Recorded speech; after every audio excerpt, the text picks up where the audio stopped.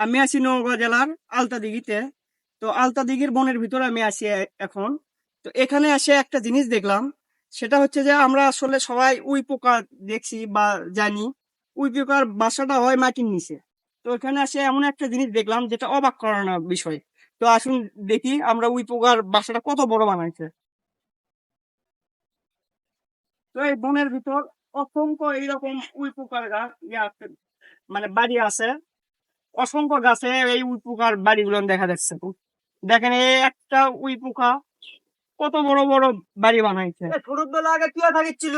তো এই উই পোকার বাসার ভিতর আমাদের ওই যে ইউসুফ আছে, ও ঘুম পাচ্ছে।